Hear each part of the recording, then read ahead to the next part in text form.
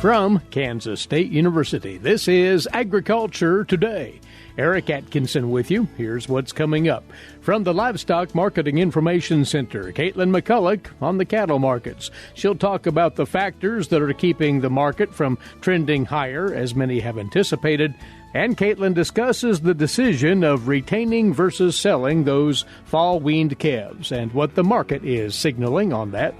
Following then, K-State's Robin Reid on trends in cow-calf production costs in Kansas. And Robin directs you producers to a very helpful tool out of K-State for analyzing an operation's potential income, costs, and profitability.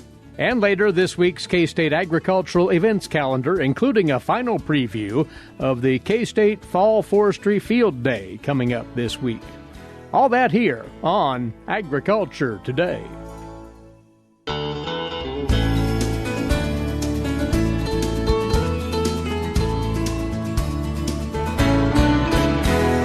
This is Agriculture Today, coming to you from the campus of Kansas State University.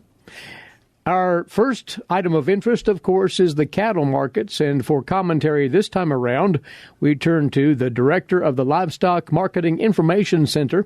She's based in Denver, Katelyn McCullock. Katelyn, reflecting on the price action this past trading week, are there any signals there that the long-anticipated improvement in the cattle market is about to unfurl in any way, shape, or form? I'm not quite as optimistic, Eric. We had another choppy week a little bit on the futures market. Friday, all the feeder cattle contracts were down again.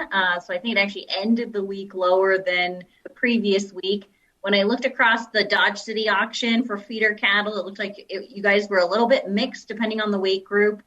Week over week, a few of them had some lower numbers and most of them were up. But you're coming into that time of year where you're going to hit some volume considerations of fall weaned calves coming into the marketplace, and that could put some pressure, especially on those lighter weight cattle. The cash trade for fed cattle, we ended the week also down a little bit, 122, the high 122s, just under 123 last week. But the fed cattle market, at least on the CME for the first three nearby contracts, we're all up. And so we're watching that pretty closely. It was a little interesting to see those deferred numbers down a little bit. And so when you talk about unfurling, we might have a little bit to wait. Now, a lot of folks in the industry are talking about the slaughter number, and that we need to get that back up in order to have packers really chase cattle, which would boost that fed cattle price. And so I wanted to point out a few things. Last week, total cattle slaughter, and this is a preliminary number, was 657,000 head. Now that was above last week, I believe, but we have to be a little careful when we're talking about it because a lot of this year, those numbers have been boosted by cows, and that's not what's going to drive that fed cattle price. So in recent weeks, cows have made up as much as 20% of the overall cattle mix compared to last year. You were just under 19%. In order to see those fed price improvements really take hold and maybe run, we're going to need the demand for steers and heifers to improve. Now, to me, this appears to still be a little bit in question. I don't think we're quite there yet. The last cattle on feed report indicated daily average marketings were still below a year ago, even though we had cattle on feed over 120 days was above a year ago. Now, admittedly, we do have less total cattle on feed numbers, but we placed a lot of heavyweight cattle last month. And so we'll need to work through maybe some of those numbers before this market can really run. And I don't really have it getting substantially improving until probably that first or second quarter of 2020. So patience will be a virtue here for our producers, it sounds. Always want to plug in here more about the boxed beef trade.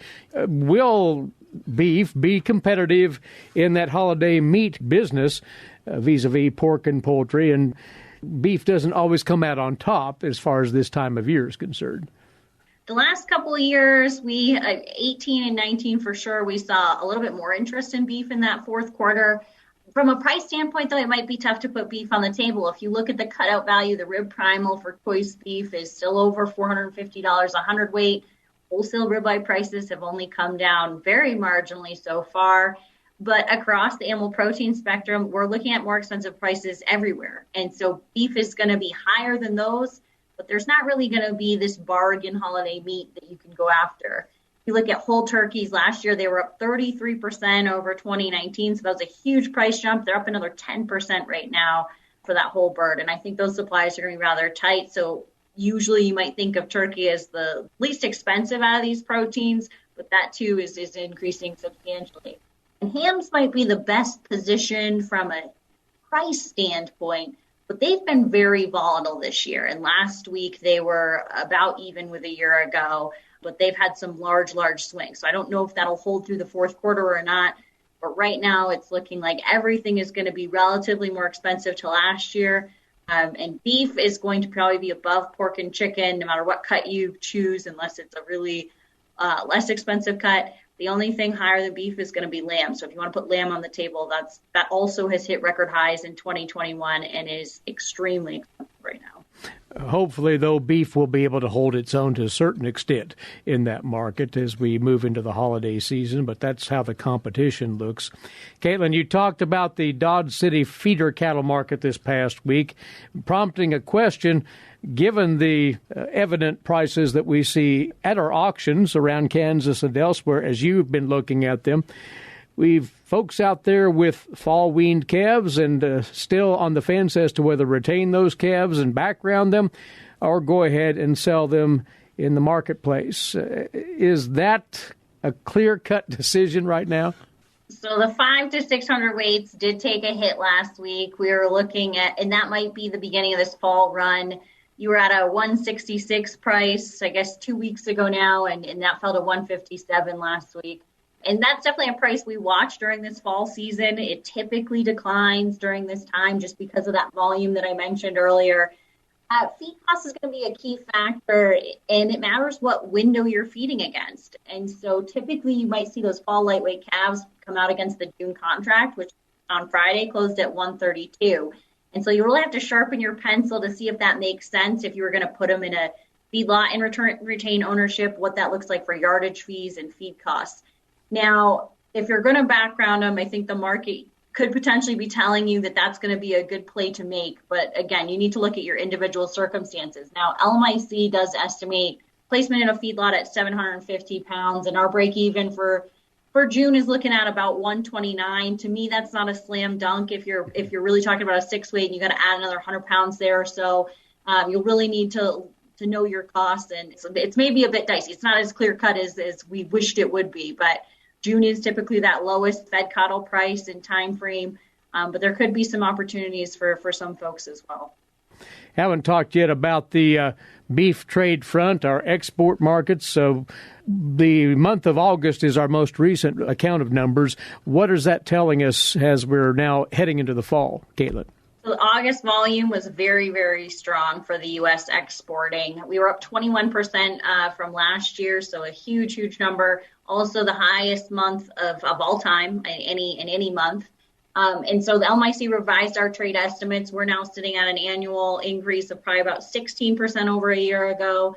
So that's quite a bit larger than we expected. It's still going to be a record high. So it was a record high even when we were closer to maybe 12 or 14% as well. Now, China remains a growth market for the U.S. and resumed its climb in August. We had a little bit of a plateau in that July timeframe, but it posted another record large month for that destination in August. Now, some of our other trading partners, Japan was up 10% and Mexico was up 50% from a year ago, both strong markets. Now, the rest of the U.S. major destinations were down a little bit, and so that's going to come into play probably a little bit more next year, seeing where that economic recovery looks like.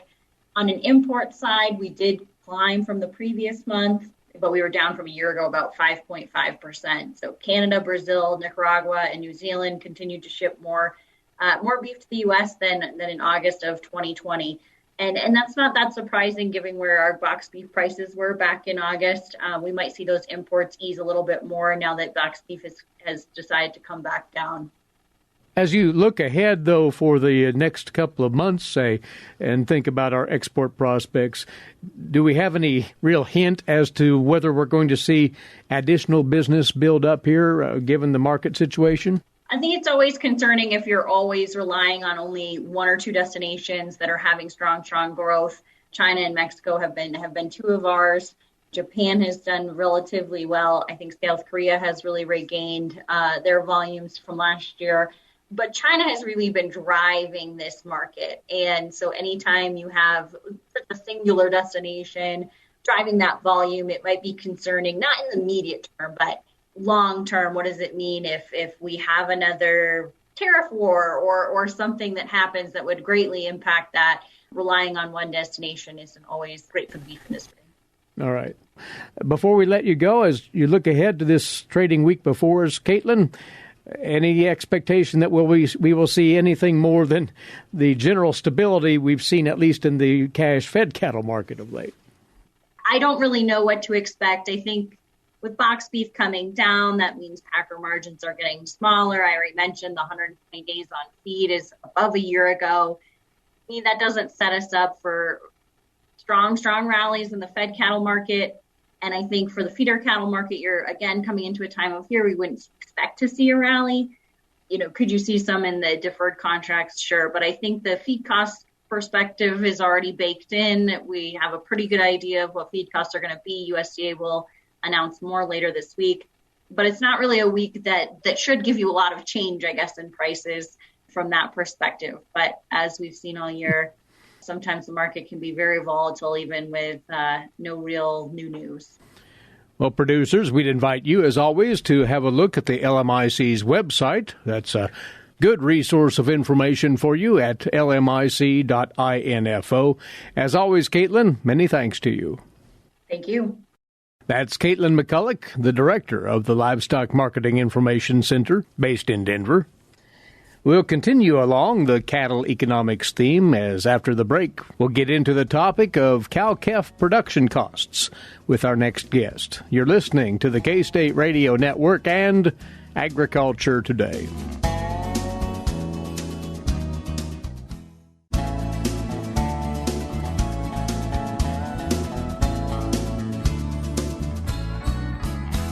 You are tuned in to Agriculture Today.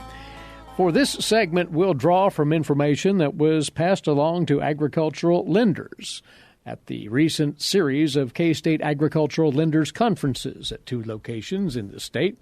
And our guest now shared some thoughts on the costs of production in cow-calf management, and that's always topical for producers. Robin Reid is with us, agricultural economist with K-State Research and Extension. Robin, any particular reason why you took this up? Because it is good subject matter about any time of the year for the cow-calf operator, isn't it? Sure, Eric. One of the areas that I like to cover as a farm economist is farm financial management. And as we've seen in the last few years in the downturn in the farm economy, this is a really important issue for farm managers to know their cost of production, know when profit potential exists, and know when they can lock in some prices, do some risk management, purchase some insurance products, or do some things to manage their price risk, knowing their cost structure of their operation. As part of your presentation, then, you drew from that vast reservoir of information out of the Kansas Farm Management Association to look at the costs of cow-calf production and some trends that producers can base their own analyses on. Yeah, so if we look at our Kansas Farm Association farms, we can look at the cow-calf enterprise in its own portion back to 1975 is what I have here that I looked at, and just the returns over the variable costs or the cash costs over that time period. And obviously there's good and bad years in this enterprise. Anybody involved knows that there's cycles in the cattle industry where we have a large buildup of supply. We have a lot of cows, a lot of calves on the ground, and that tends to lead to lower prices. Well, then we have producers cut back on their number of cows, which leads to tighter supplies of cows and calves, and all of a sudden we have higher prices again. So this is evident when you look across time, just as the returns to the cow varies across these years. But in general, the average producer in this time frame was able to get $71 per cow over their variable costs. There's actually a lot more variability in the returns across operations than there is in the average operation across time. And what I mean by this is there are good years where cattle prices are high and most of the industry is making money, but there are producers that are still losing money. And vice versa, we have years of really struggling cattle prices. The industry as a whole is not making money on the cow-calf side, but there's some producers that still can make money. So really looking at your management techniques, knowing your cost of production, knowing what benchmark or what price you need to get for those calves to cover your costs. There's a lot of management things that you can do no matter what outside circumstances are going on to still make your operation profitable or unprofitable. What I did here is look at our Kansas Farm Management Association data again, looking at the profitable operations, the top third, middle third, and bottom third. What is driving our cow-calf operations to be profitable in any given year or be on the bottom of the profitability spectrum? So by looking over 5 years and saying, well, what's keeping an operation in the high profit third, we can really see what characteristics differentiate the profitability of these operations. And what is keeping those upper third producers in the black, so to speak, as far as their cost management? Sure. So what I just talked about, over time, it was about $73 per cow over variable costs that the average operation could do. Well, when we look at the top operations in the top third, that's about $200 per cow over variable cost. In the bottom third of profitable farms, that's $183 in the negative over variable costs. So there's a almost $400 difference there between those returns over the same time period in those operations. So I'm sure the next question you have is what's driving that? Mm-hmm.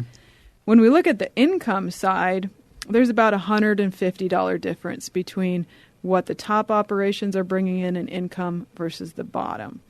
On the cost side, that's about $230. So there's a little more difference on the cost side than the income side. Let's break that down one level further. What's driving the differences in income? Mm-hmm. Interestingly, price is not one of the top factors. Even when we looked at this time period, the middle profitable farms actually had the lowest sales price per hundredweight for their calves. The bottom operations out-competed them price-wise. So what was driving that, though, is more profitable operations have more cows. So remember that I'm talking per head income and per head cost. But they just have more cows, more labor allocated to their cow herd, and they are getting more calves out of those cows. So our top operations have a 93% weaning rate versus our bottom's 88%. Our top operations average 183 cows. Our bottom averages 106. So there's just some scale efficiency there. On the cost side, feed costs trump everything. And that even takes out pasture. So our costs when those cattle are not on the pasture is really making the difference. That's $160 just about between the top operations and the bottom is the difference in their spending on feed costs. So producers, as they look at their own operations, can concentrate on those areas and figure out where they might shore up their management. Absolutely. So, by looking at this report that we have on Ag Manager, you can see, well, where's my operation fall in there? What are my costs per cow? What is my income per cow? How many calves am I getting per cow? And really see what third am I falling into in that profitability scale. And that's the preface for the tool that I've created. We've always had our beef farm management guides on agmanager.info. We call them part of our farm management guide series, and we have one for cow-calf, stalker, backgrounder, and finishing. Well, what I did is take that cow-calf one, and if you look for this online, it's called the KSU Detailed Cow-Calf Budget, and it's detailed in the sense that it'll help you determine your cost per cow by walking you through all the different inputs. So it's going to ask you how many cows are in the herd, how many bulls, how many replacement heifers, if you're retaining replacement heifers, what's your anticipated calf sales prices, weaning weight, how many cows are you going to cull, and it'll build that income side of an enterprise budget for you. And then on the cost side, it'll walk you through a series of costs. So feed cost would be the first one. It walks you through what are all the pastures that you are putting cows on. What's the number of acres? What's the rental rate? If you own that pasture, I suggest, putting in a value there for either the opportunity cost of renting it out or your ownership costs of property taxes and maintenance and interest on a loan and that kind of things. So you have a line item for pasture costs. It walks you through calculating a feed cost. So what are the different feeds that you use on your herd for the year, what are the costs of those feeds, then building a ration, how many pounds per day do you feed to your cows for how many days, on the bulls and the yearling heifers, the same thing. Just helping you walk through what is that actual feed cost, as like I said, it varies quite considerably across operations. And then as you get down to the end of calculating your feed cost, that gives you a break even. So how many dollars do you need to get for your calves to cover all those feed costs? And the default is about $91 per hundredweight. So you know your pricing point there. I need to get $91 per hundredweight for the calves that I intend to sell to cover all my feed costs. The next portion would be our non-feed cash costs. So like we talked about earlier, all these categories of cash out of the pocket, things that are going to happen in the year. So veterinary costs, sale barn fees, bulls or AI, hired labor, cash interest, and then we get another break even. So in my default here, that's about $135 per hundredweight. So I need to sell my calves for that amount to cover all my feed costs and non-feed cash costs. And again, these are numbers I'm throwing out here. Mm-hmm. This has to be done on an own operation level to know your own break evens. And then the final part is just your overhead costs. So if you are purchasing replacement heifers, we have some cow depreciation. We have cost of those heifers. We have depreciation on machinery and equipment and utilities and fuel and taxes and all those things that go into running that operation that may not necessarily be a cash cost each year. And then we have the break even, adding those costs in. So by knowing those three price points, you know, how can I do some risk management? Where are there some marketing opportunities for those calves that I can cover my cost structure? This really gets into all of the intricacies that make for that profit or loss. So it's comprehensive, and it's, Robin, obviously quite easy to use, it sounds. Well, that is the goal. So, you know, it's daunting to do this kind of analysis, but the point of this spreadsheet is there are little tables that you put your own numbers in, and it does the calculations for you to build that budget so you don't have to go through all this on your own.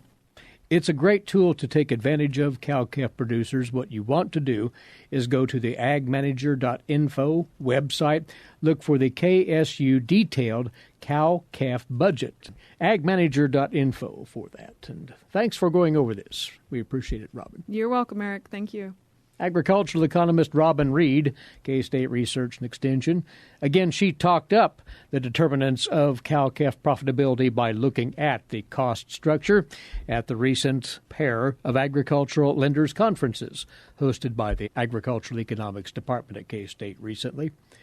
We'll be back with more for you after this. You're listening to Agriculture Today.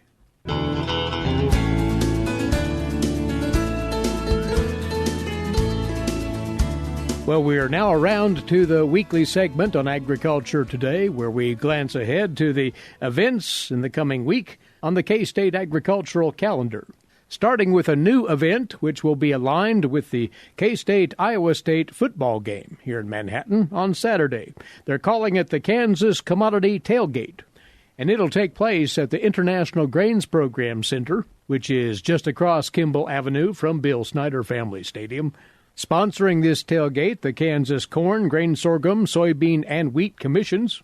And along with the food and camaraderie that'll go with this, K-State will be putting on a fall grain market outlook session.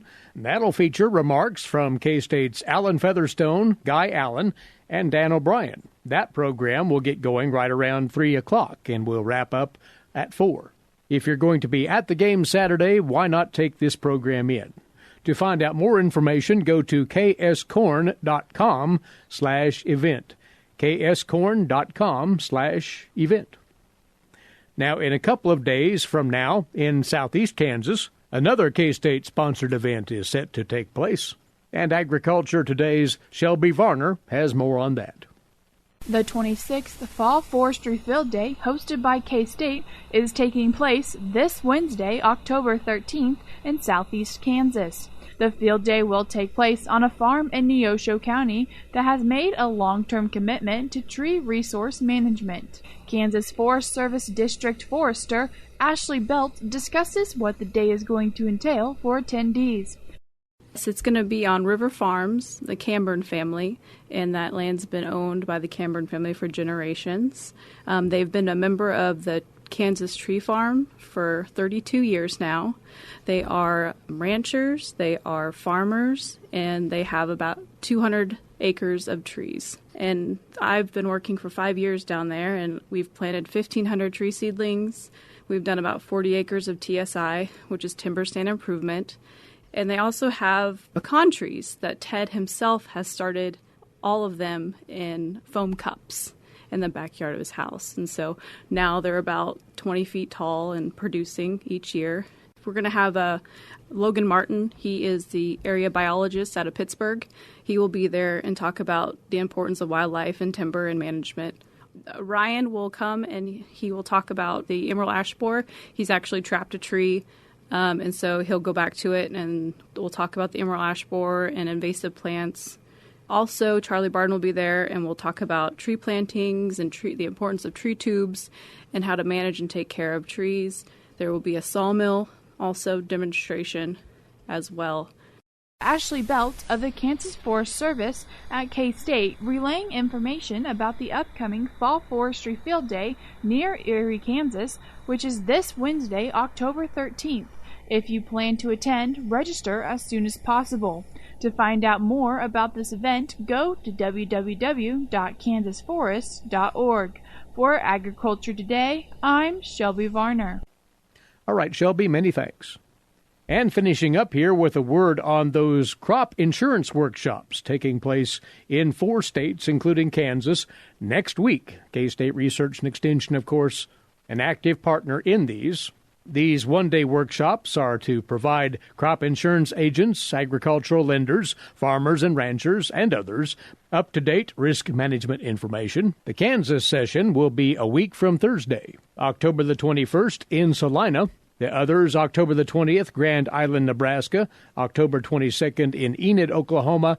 The last one actually in November, the 16th, in Akron, Colorado. Just quickly glancing to the program, there will be a grain market outlook, a look at the PPP and CFAP2 programs and their influences, tax law and potential legislation, carbon markets, insurance industry perspectives, of course, and insurance options for cow-calf producers, plus more. Find out more about these crop insurance workshops at agmanager.info. There's a link to the information on the right-hand side of that page, agmanager.info. Well, that is our time for this Monday edition. Thanks for tuning in. For Shelby Varner, Eric Atkinson here. This has been Agriculture Today over the K-State Radio Network.